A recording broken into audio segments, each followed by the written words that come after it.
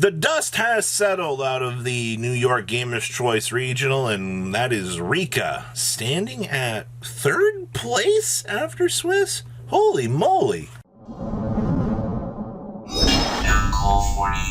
Hey, 34% of you guys have not smashed it. You guys gonna miss out on more breakdowns here. So we have another breakdown for you out of Gamer's Choice here. We're able to put together the info with the help of Gamer's Choice here, and I do greatly appreciate that help. So guys, what has happened out of this regional?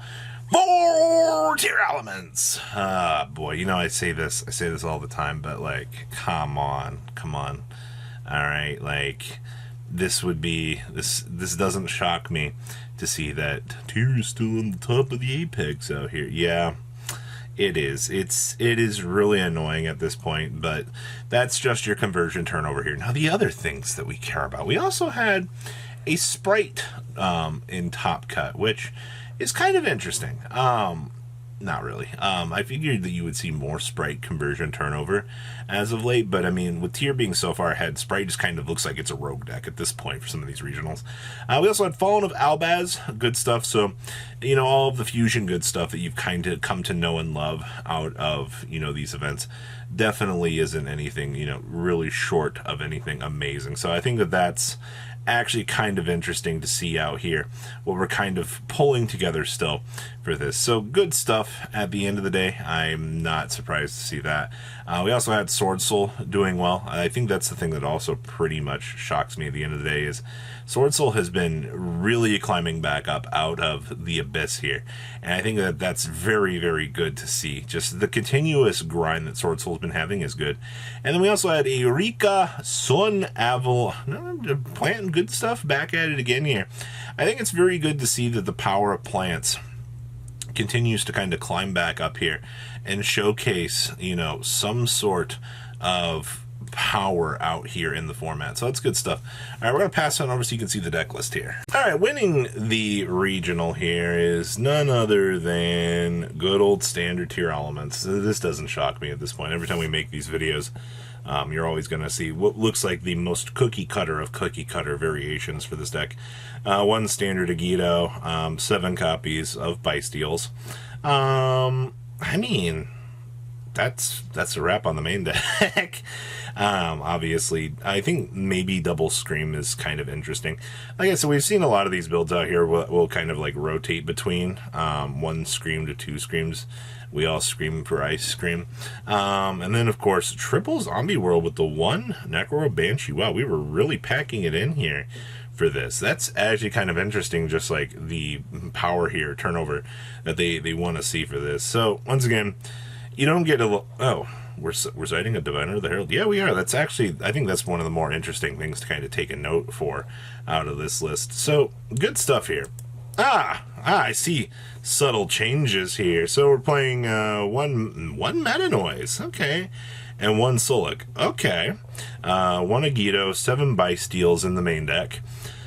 We are playing the Herald of Orange Light, which is fine, and kind of also like with tradition right now, we're bringing in double Bysteals here as well. I mean, to be perfectly honest here, like, you need to see, you know, certain matchups, you need these cards. These cards are going to be your very, very hard carry, for sure. Of course, the zombie stuff. Yeah, there's not a lot else.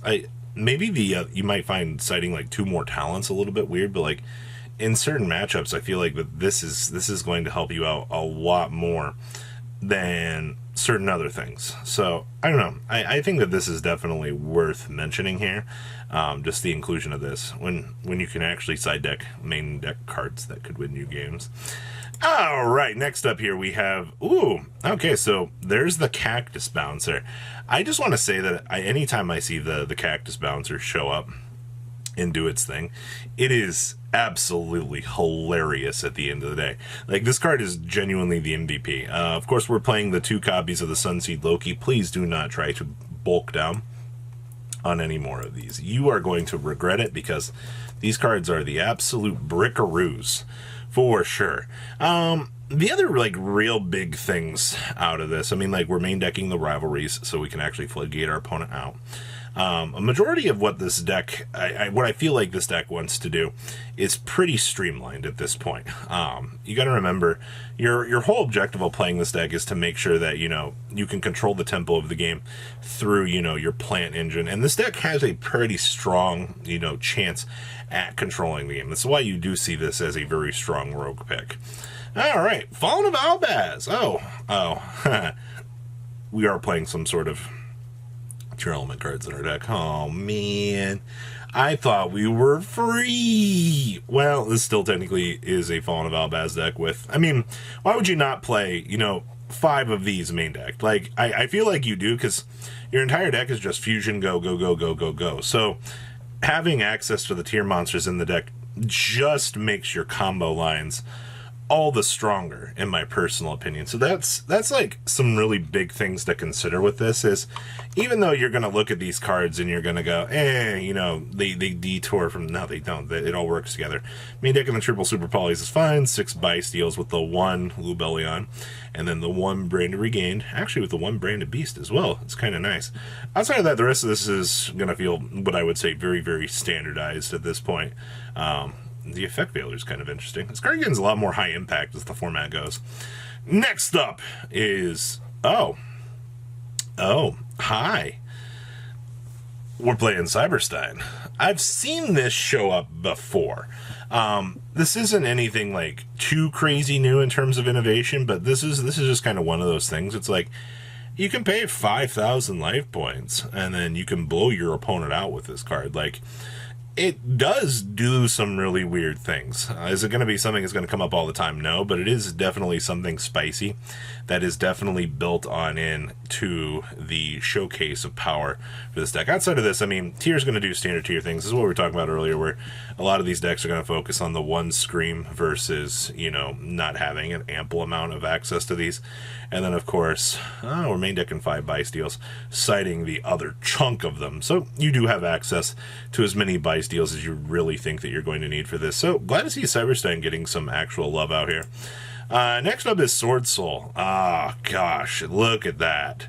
Look at all of those Bice deals that you have to play now. Now, this build's not really taking advantage of using the Bice deals in any other way. These are just going to be monsters that you have to rely on in order to floodgate your opponent out. I have seen a few players were starting to talk about cutting the 10E package. This build did have success with the 10E package, so I don't want to detour anybody from being like, hey, it is still working in certain aspects.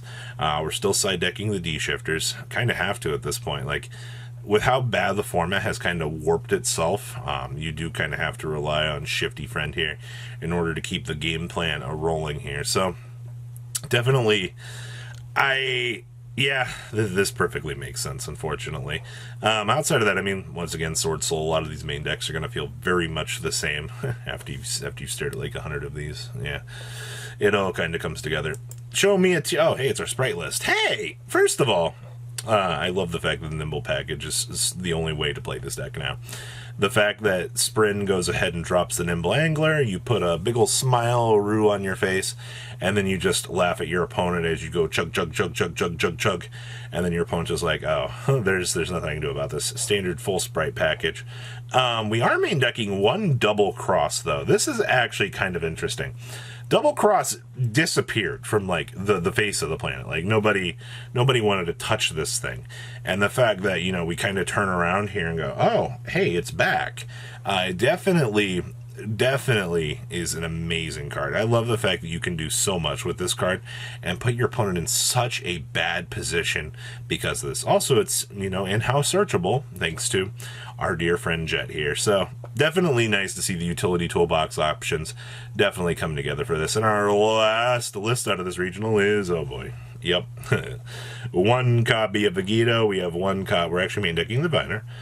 We are playing Heartbeat in the main deck. Okay, you love to see it. We're playing the 1 Screech as well. And we're playing 1 Crime with 1 Soul. No Meta Noise, actually. 5 Bice deals in the main. We're citing 2 more Snoring Ears. And then we're doing double Zombie World with the Necro Banshee. And then we're citing the 2 Talons. Like I said, it is kind of interesting to see the Talons was starting to find its way into the side deck options here, just as a side utility card that you could board in. Not too bad.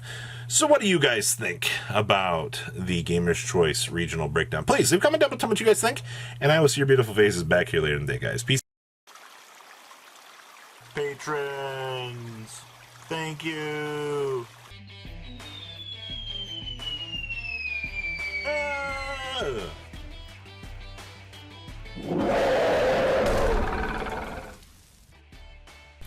Thank you so much for watching. Check out these other videos.